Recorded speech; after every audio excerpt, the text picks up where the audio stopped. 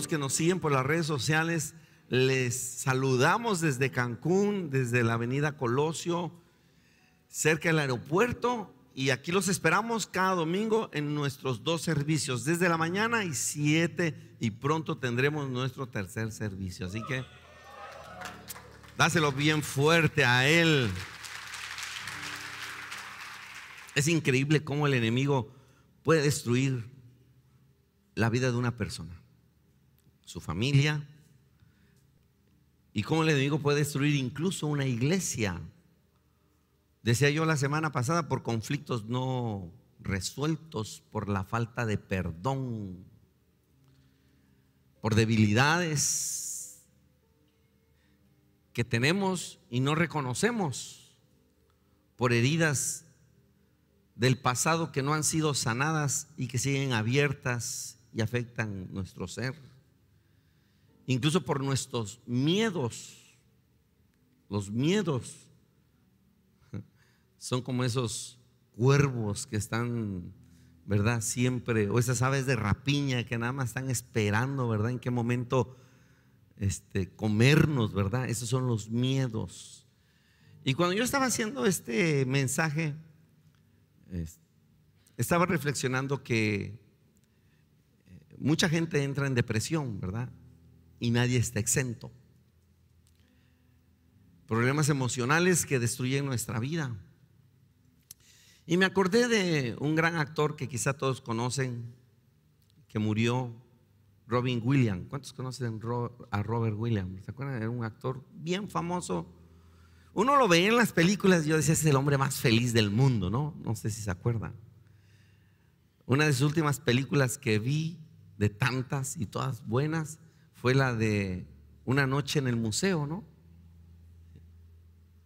Cómo me hizo reír y fantasear a través de esa película, pensar que se quitó la vida y que se suicidó. Entonces yo reflexionaba, normalmente mucha gente, y en la vida de Robert Williams, ¿por qué se quitó la vida? Sin entrar en detalles por el mensaje que voy a compartir, pienso yo que se suicidó por no pedir ayuda. Porque cuando él se quita la vida y sale la noticia, todo el mundo especulaba. Las noticias decían que porque estaba en una crisis financiera, otros dicen otras cosas, pero no se sabía. No sabían que él tenía una enfermedad por muchos años que no había sido tratada. Llegó el momento donde colapsó. Y esa enfermedad se llama demencia con cuerpos de Lewy, así se llama. Entonces, como nunca fue tratada, nunca fue diagnosticada, y se quita la vida. Y así como él, incluso tuvimos la oportunidad de conocer a un buen pastor, no voy a decir el nombre, pero se quitó la vida. ¿Un pastor se quita la vida? Sí. Vuelvo a repetir, nadie está exento de que pueda caer en una depresión. Pero estas son las maquinaciones del enemigo. Uno de los personajes de la Biblia más importantes, uno de tantos, es el profeta Elías. Elías es un ícono del poder de Dios, la unción del Espíritu Santo, la capacidad sobrenatural del poder de Dios para hacer milagros a través de su vida. Uno lo lee en Primera de Reyes.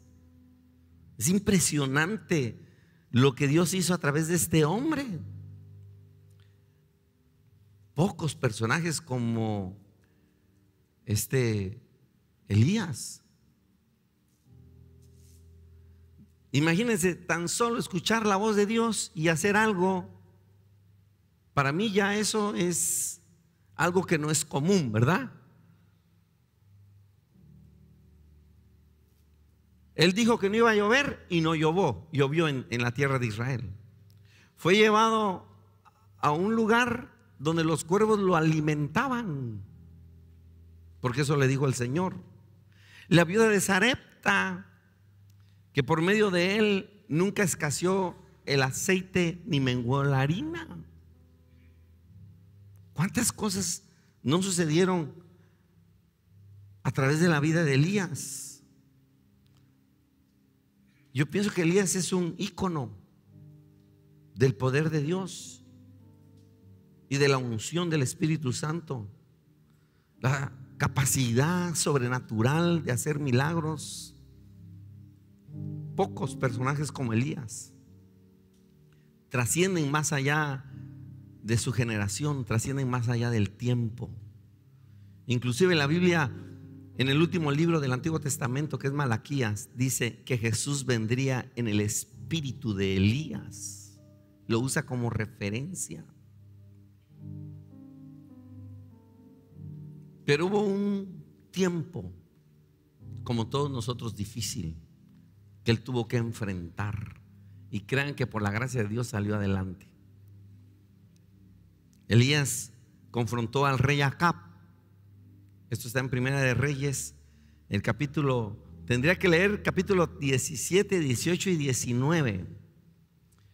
Pero confrontó a este rey malo, perverso, diciéndole que no llovería hasta que él lo dijera nuevamente. Miren cómo Dios respaldaba a este hombre. Primera de Reyes capítulo 17 versículo 1 dice: entonces Elías Tisbita, que era uno de los moradores de Galad, hijo de Acab, que era de los moradores de Galad, dijo a Acab: vive Jehová, Dios de Israel, en cuya presencia estoy, que no habrá lluvia ni rocío en estos años, sino por mi palabra. Elías hizo un concurso, voy a decirlo así, con los profetas de Baal. Ofrecerían sacrificios cada uno a su Dios, y el que respondiera de estos dioses sería proclamado el Dios verdadero sobre todo Israel. Sabemos esta historia, ¿verdad?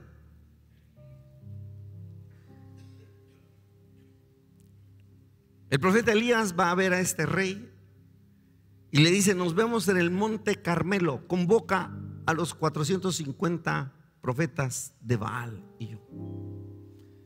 Y el trato era que cada uno de ellos iba a hacer un altar con un animal para que pudiera ser sacrificado, y que el que hiciera descender fuego del cielo por medio de su Dios, ese sería el verdadero Dios. Y pusieron a los bueyes, y primero fueron los 450 profetas de Baal. Empezaron a hacer sus bailes, sus danzas, sus evocaciones, sus cosas. La Biblia dice que se abrían, ¿verdad?, la piel para que sangraran, y entonces su Dios pudiera hacer descender fuego sobre ese sacrificio. Pero toda la mañana estuvieron así y no pasó nada. Y Elías se burlaba de ellos. Quizás está dormido, quizás está ocupado, quizás no los oye. Y entonces toca el turno de Elías y prepara el sacrificio y pide que le echen agua 3 veces. Y le pide al Señor que lo respalde. Dice la Biblia que descendió fuego del cielo. Miren lo que dice Primera de Reyes capítulo 18 versículo 38. Entonces cayó fuego de Jehová y consumió el holocausto, la leña, las piedras y el polvo, y aún lamió el agua que estaba en la zanja. Ese día fue uno de los más trascendentes en la vida de Elías. Una victoria contundente, ¿verdad? Una manifestación del poder de Dios impresionante. Impresionante. Yo cuando estaba leyendo eso, yo cierro mis ojos y uso mi imaginación. Y ver una columna o algo con fuego que cayera sobre específicamente ese sacrificio y lo consumiera tan solo porque Elías lo pidió por su oración.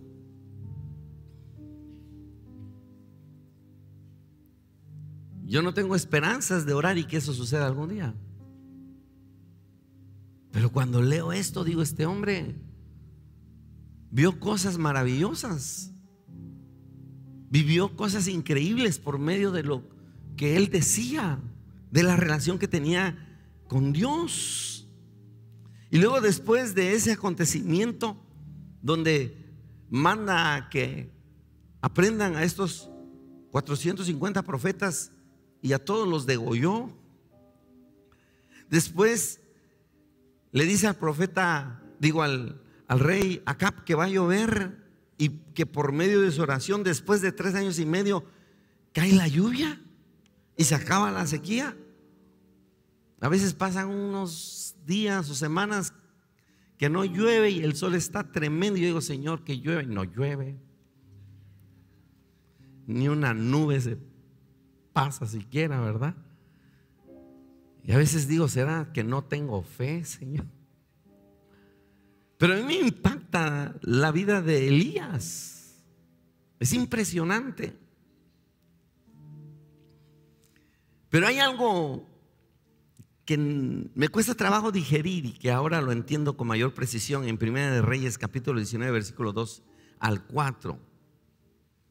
Porque después de este acontecimiento, este evento en el monte Carmelo, que por cierto, cuando fuimos a Israel, subimos ese monte, está bien alto, ¿verdad? Y se ve todo. Y fue una exhibición del poder de Dios, ¿verdad? Para todo el pueblo de Israel. En ese lugar, ver que desciende ese fuego. Y después, por medio de esa oración, lloviera. ¿Qué le pasó a Elías? Algo sucedió. Dice Primera de Reyes, capítulo 19, versículo 2. Entonces envió Jezabel a Elías un mensaje diciendo: así me hagan los dioses y aún me añadan, si mañana a esta hora yo no he puesto tu persona como la de uno de ellos, de estos 400 profetas de Baal que él había degollado. Versículo 3. Viendo pues el peligro, se levantó y se fue para salvar su vida, y vino a Bersaba, que está en Judá, y dejó allí a su criado, y él se fue por el desierto un día de camino, y vino y se sentó debajo de un enebro, de un árbol, y deseando morirse, dijo: basta ya, oh Jehová, quítame la vida, pues no soy yo mejor que mis padres. Yo, sinceramente, yo no entiendo cómo un hombre que vio ese poder de Dios va a desear morir por la amenaza de una persona. Elías cae en depresión, en una crisis suicida, y pierde el control, incluso hasta con sus palabras, porque le dice a Dios: quítame la vida. Miren, yo he estado en una situación difícil, pero todavía no le he dicho al Señor: quítame la vida, ¿verdad? Porque sé que mis palabras me condenan. Entiendo el poder de la palabra. De plano, lo único que nos evidencia es que sí estaba mal emocionalmente, para desear morir y decirle a Dios: quítame la vida. No hay otra explicación que entender que este hombre estaba en una crisis profunda. ¿No es cierto? Quiere decir que nadie está exento de caer en depresión. Nadie.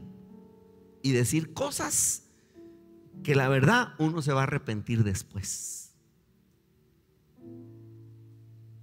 Dile al que tienes al lado: no estás exento de caer en depresión. Lo digo porque creo yo que en el pueblo cristiano se tiene una idea errónea de que jamás un cristiano va a entrar en depresión. Pero es más común de lo que usted se puede imaginar. Y si el profeta Elías, un ícono de la escritura, que vio milagros y señales y maravillas a través de su propia vida, entró en depresión y deseó quitarse la vida. Digo, qué esperanza a nosotros. Así que si algún día tú has sentido, ¿verdad? Te has sentido mal, como que entras en esa crisis, no sé si te sirva de consuelo, pero el profeta Elías también entró ahí, pues. Todos corren ese riesgo. Después de una victoria o milagros, sentirse como el profeta Elías por la amenaza de un peligro. Es como cuando uno viene a los pies de Cristo, Dios puede sanarlo, restaura su familia, le da un buen trabajo, usted experimenta y ve un milagro y de pronto viene una amenaza y usted se me deprime. Sí pasa, ¿verdad? Están muy callados. Elías, pienso yo que pasó de lo sublime, lo glorioso del poder de Dios, a lo ridículo, casi ridículo. Para mí es casi ridículo salir huyendo. A veces no lo entiendo. O sea, miren, ¿por qué digo que no lo entiendo? Porque yo no he visto ni ha pasado que yo diga, Señor, que pare la lluvia, y para la lluvia. O que diga que llueva y llueve. Desciende fuego y desciende fuego. Y ante esos acontecimientos, después caer en esa depresión, a mí me suena ridículo. De estar en lo más alto, pasar hasta lo más bajo. Como muchos de nosotros nos pasa después de una bendición tan grande. Porque nos pasa, Dios nos ha bendecido. A veces ni siquiera dimensionamos las bendiciones de Dios sobre nuestras vidas. Pero si usted las dimensionara tan grandes, aún así, que de pronto usted entre en una crisis de gran depresión al punto de desear morir. Yo quiero que usted analice. Usted viene aquí sin nada, con el matrimonio destruido, nada, y de pronto Dios le restaura su vida. Deja las drogas, le perdona a su mujer sus cochinadas, sus hijos están sirviéndole al Señor, le da un buen trabajo, abre un negocio, sale de vacaciones, Dios lo usa, usted ora y los enfermos son sanados, usted ora y los cautivos son liberados, restaura matrimonios, empieza a conocer del poder de Dios y de pronto se me deprime. Pero es más común de lo que usted se puede imaginar. Y más bendiciones que seguro usted ha experimentado. Entramos en una depresión deseando morir, renegando de Dios, diciendo incoherencias. Y venimos a la iglesia esperando un milagro más de manera estruendosa. No sé cómo explicarlo. O sea, entonces, a ver, lo voy a ver así. Todo eso pasa, sucede, viene a la iglesia y el poder de Dios se desata y está la alabanza y usted lo toca al Espíritu Santo y ve un milagro acá y ve otro milagro allá y Dios le habla, así todo el júbilo y las manifestaciones del Señor.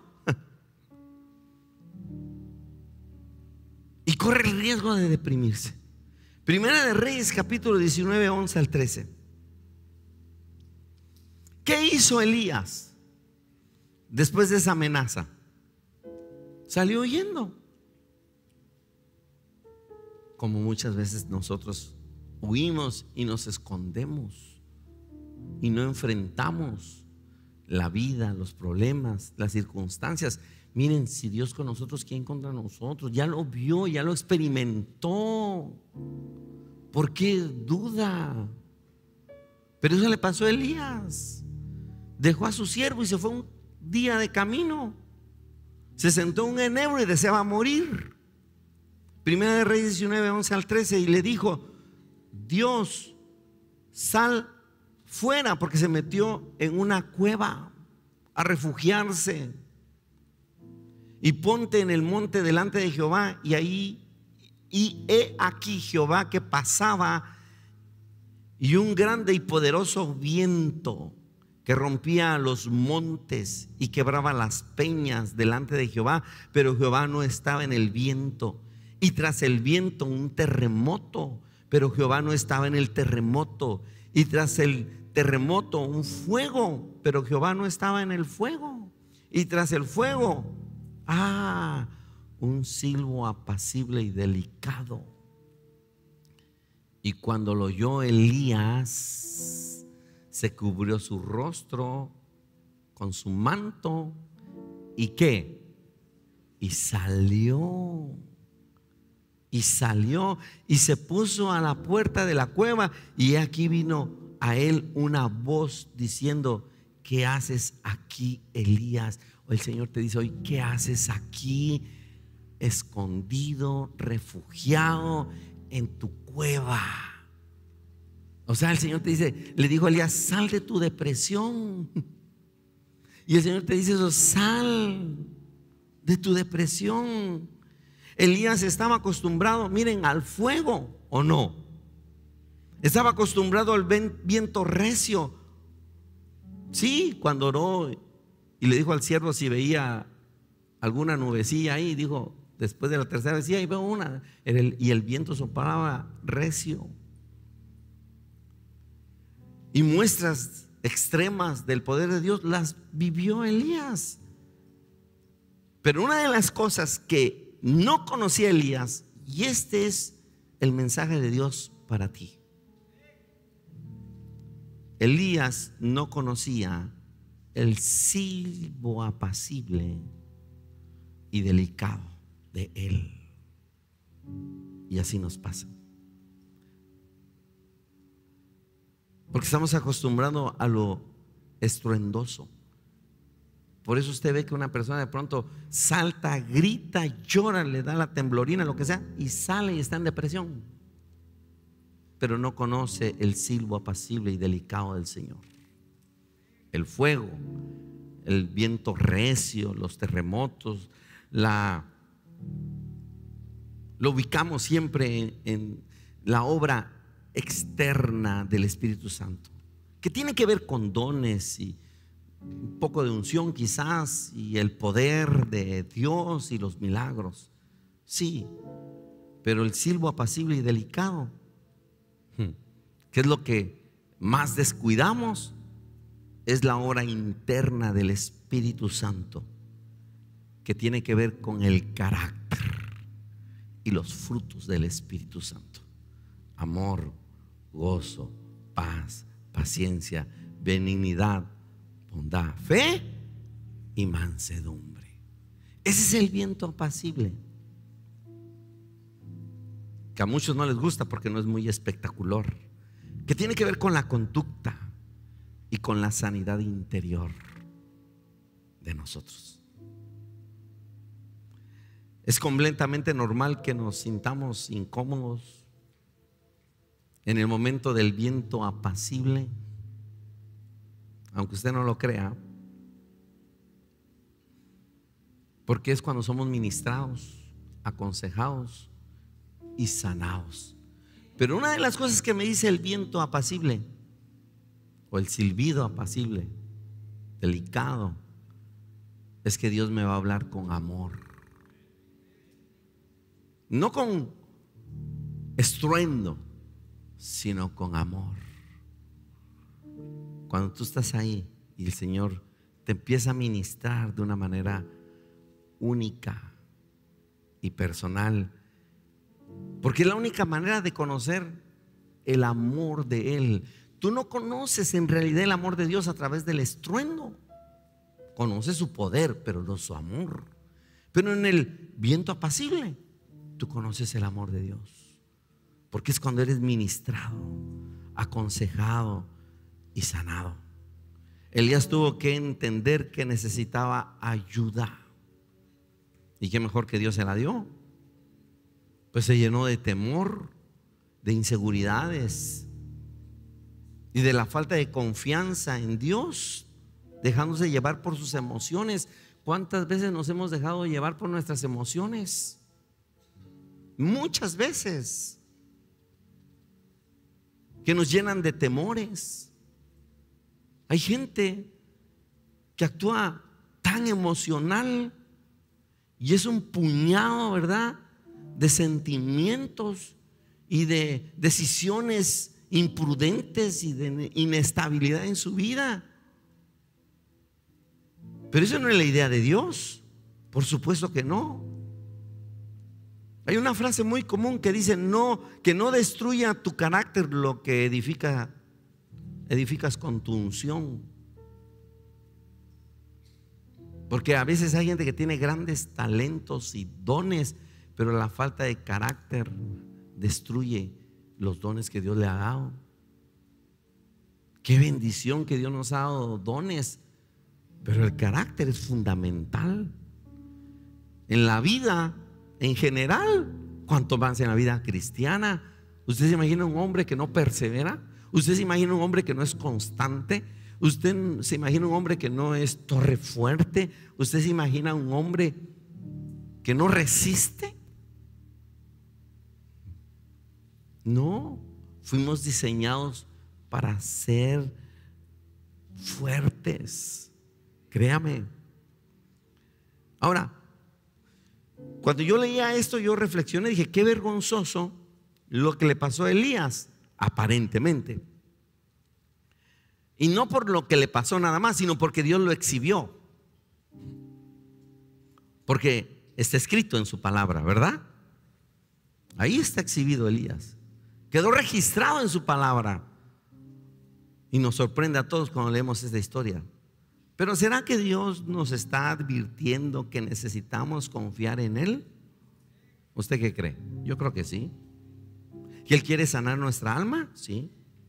Y entender que necesitamos la ayuda. Elías no pudo haber salido sin la ayuda de Dios. Es más, yo deduzco que Elías se pudo haber quitado la vida si no interviene Dios. Seguro que sí. Se hubiera dejado morir. Con tanta razón el apóstol Pablo decía que oremos los unos por los otros, porque tenemos que reconocer que necesitamos la ayuda. Todos necesitamos ayuda. Todos necesitamos ser ministrados. Todos.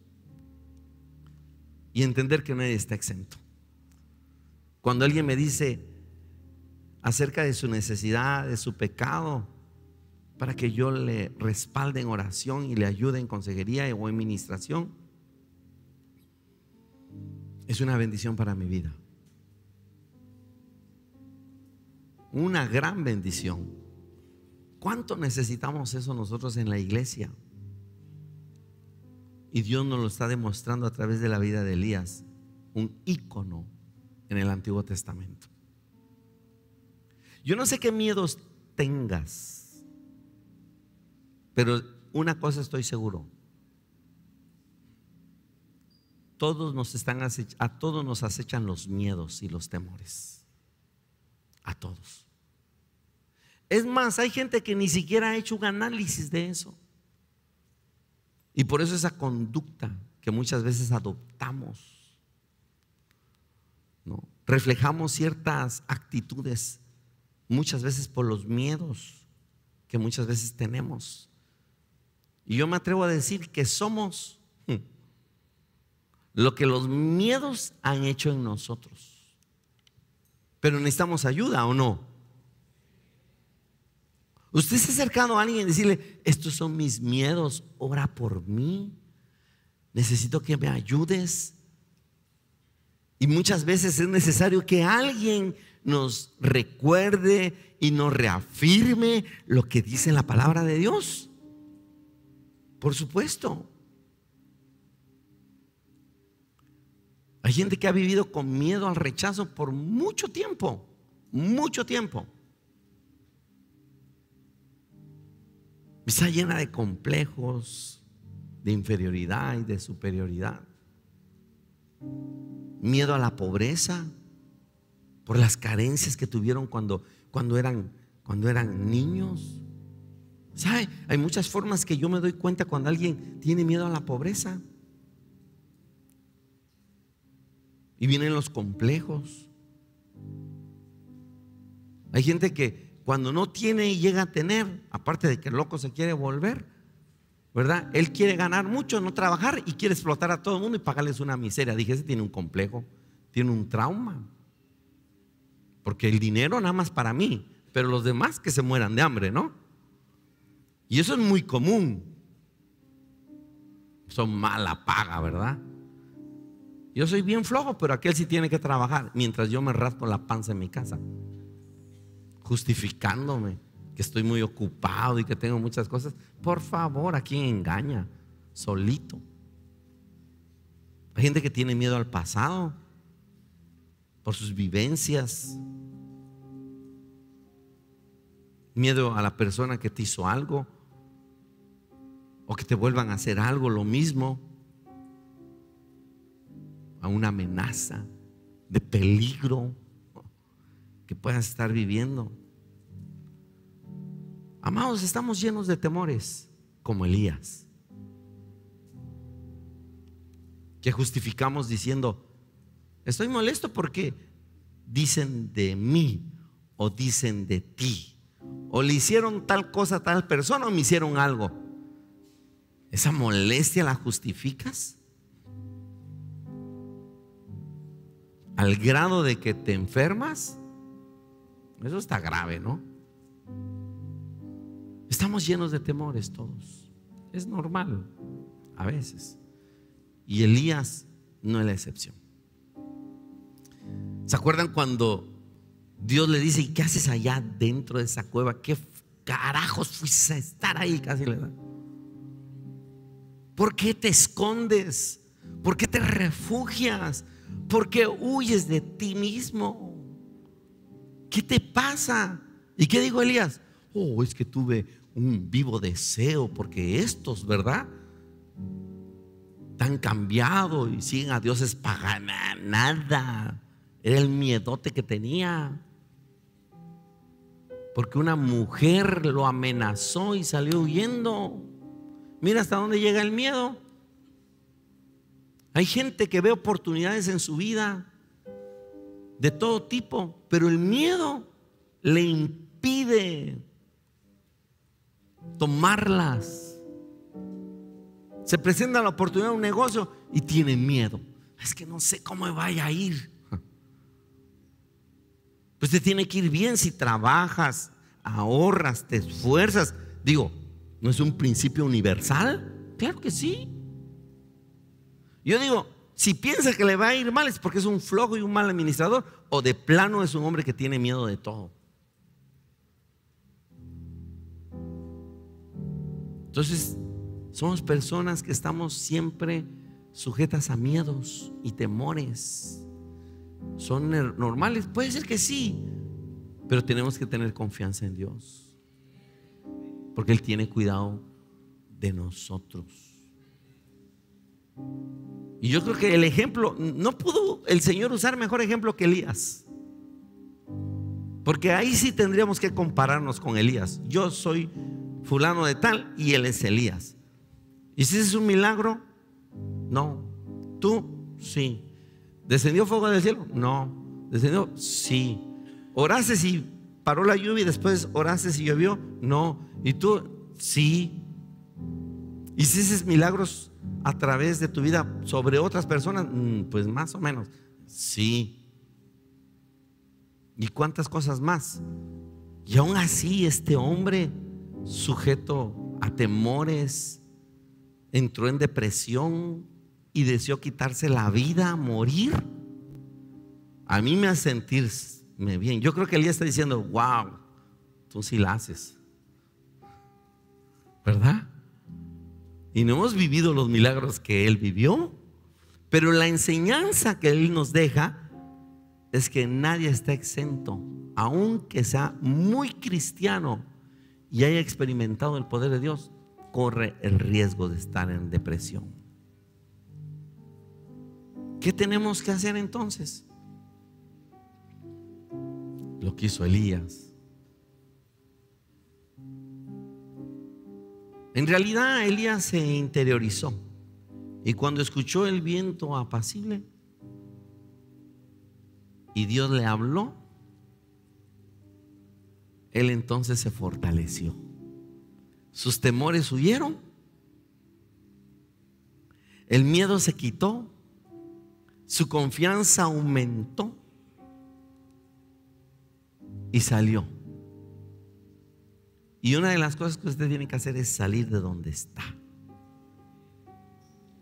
Porque aunque usted me diga, no, yo estoy bien, no es cierto. Mentira del diablo. Usted no está bien. Porque si no, Dios no me hubiera dicho que les dijera hoy esto. Por supuesto que sí. Y eso se nota, eso se ve. Se ve en general, se ve en su conducta, se ve en su físico, sus enfermedades, se ve en su forma de vestir, en su forma de actuar, se ve en su vida en general. No es que yo estoy bien, pero tienes una cara de limón, amargado. No es que yo estoy bien, todo desalineado, ni te importa cómo te ves. Es que yo estoy bien, estás lleno de enfermedades que ni sabes cómo es que todas las tienes juntas, imagínense. O sea, no estamos bien y necesitamos el viento apacible de Dios en nuestra vida y sanar nuestra alma.